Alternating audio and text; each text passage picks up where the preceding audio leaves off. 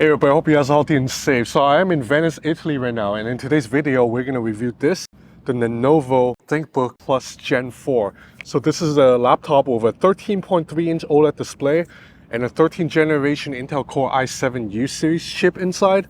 And as you can see, it's very nicely built. I love this brushed aluminum metal finish, and the hinge is very sturdy and well made. It measures 17.7 millimeters at its thickest point. That's about 0.7 inches, and it weighs about 3 pounds. There are two USB-C ports, both a Thunderbolt 4 and a headphone jack on the left side, and a power button that doubles as a fingerprint scanner on the right side. Keyboard, it's excellent. Even though key travel isn't as deep as some of the other laptops I've tested, this is definitely under 1 millimeter of key travel, but I've been able to reach my peak typing speed on this because the keys are evenly spaced and it's backlit, of course. I also love this glass trackpad that's very premium and precise. I don't get a lot of the accidental taps that I would get on a Huawei laptop actually. So even as a standalone laptop, I like it quite a lot, but obviously there's more than meets the eye. Before I continue though, I would like to take a minute to talk about today's video sponsor. So the reason I'm here in Venice, Italy is because I'm here on a work trip, and when I'm on a work trip, the last thing I want is for my phone to run out of battery. Luckily, my iPhone 14 Pro Max will not come close to running out of juice because I have this. This is the Sarge iSmag 10,000 mAh power bank. So it's a portable battery pack that connects to the back of the iPhone magnetically, and then it will begin charging wirelessly. It's very sturdy. I also love the semi-transparent design of the power bank, in which you can see the internals of the battery a little bit. Also, this really cool RGB light that adds a little bit of flavor. The RGB light also wraps around an L-shaped fan that rips at 8,000 RPM speeds. So that means this battery is charging the iPhone at 20 watt speeds while also keeping it cool. I love this clean and minimal design. There's also a USB-C port, so you can charge other devices too. So if you're interested in this power bank, I'll have a link in the description below. Thanks to Sarge for sponsoring this portion of the video. Okay, so this 13.3-inch OLED screen looks great to my eyes when I'm indoors. Unfortunately, outside, because maximum brightness is only 400 nits, it's actually not that bright. So under the Italian sun right now, the screen looks a little bit dull to my eyes. But you know, laptop screens are generally not as bright as smartphone or tablet screens. When I'm inside under the shade, the screen looks absolutely great. It supports 100% of the DCI P3 color gamut. It also supports Dolby Vision. Unfortunately, there are only two speakers here, and they're not that great. They're not bad per se, but they're not the best speakers around. So when I watch movies on this laptop, I would prefer to plug in a headphone to the headphone jack. Now, like I said earlier though, there's more to this laptop than meets the eye, and that's because there's a second screen on the back. This thing actually swivels around to show you a 12-inch e-ink display. So you see where Lenovo is going with this, right? This laptop can basically double as a conventional laptop with an OLED screen or an e-ink reader. An e-ink screen is better for your eyes because it doesn't pump out blue light, and it looks a lot more like paper. So if you're reading a lot of text, an e-ink screen will be safer and less stressful for your eyes than an OLED display. However, the refresh rate of this e-ink screen is only 12 Hz. So that means if you're doing anything other than just reading words, if you're actually trying to jump around different apps, which you can do, it'll be a little bit laggy. So basically the e-ink screen is mostly useful just for reading text. Most of the time you will probably want to stick with this beautiful OLED display as long as you're indoors. Now this hinge, like I said, it's very sturdy and well built. Even when it's like half swiveling, look at it, it doesn't wobble at all. It also folds completely flat.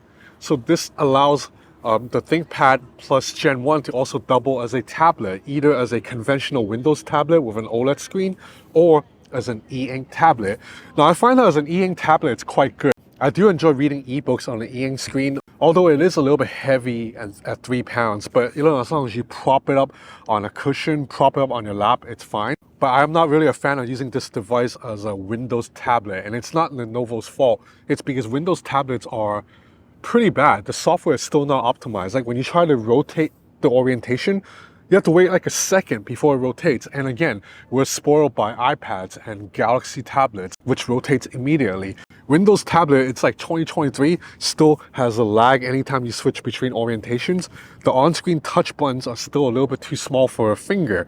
Fortunately, this device also comes with a stylus. I believe it's called the Lenovo Precision Pen, and it does an okay job. It registers over 4,000 levels of pressure, so it's pretty decent for sketching or writing words. When you write words, Lenovo software will also pick up your handwriting to convert into text.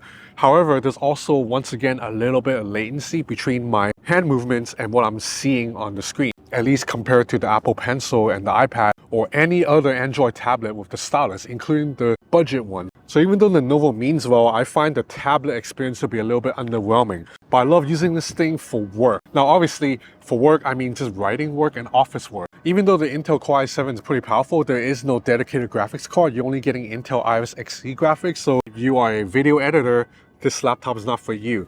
If you're a heavy gamer, this laptop is not for you. This laptop is instead for office workers, people who send a lot of emails, write a lot of Word documents, and do a lot of reading, because this e-ink screen, it's very useful. There's also a 1080p webcam that's more than good enough for video calls. Okay, so you're watching video footage from the 1080p webcam of the Lenovo ThinkPad Gen 4. So that's a Venice, Italy. How's exposure? You know, it's not bad for like a laptop screen, I guess. It's exposing my face and the sky behind me too. And how do I sound right now? The battery life is okay. I find that it drains about 10 to 15% per hour. So that means this laptop will not last a full 8-hour workday. Maybe it'll last like 6 to 7 hours if you're using the OLED screen with brightness above 70% and doing active work. By active work, at least for me, that's with a web browser open with multiple tabs, Slack running in the background, and then every now and then Spotify streaming in the background. However, if you're using the e-ink display, then the battery life improves significantly because the e-ink display uses a lot less power. So if you're using the e-ink screen, the battery drains like maybe 2 to 3% per hour. So that means just using the e-ink screen alone, this is a multi-day laptop. But like I said, the 12 Hz refresh rate is really low. So in theory, you can technically do anything you can do with the OLED screen on the e-ink screen. Like you can play YouTube videos on this too if you want, but it's just not an enjoyable experience. So the e-ink display is still best used for reading static text, like a press release or an ebook. But I like that Lenovo gives you the option. But you know, it doesn't come cheap. This laptop costs $2,800 US, and that's a pretty high price to pay for an Intel Core i7 laptop without a dedicated graphics card. But if you like the design, if you would make use of the e-ink reader, I guess it may be worth a look.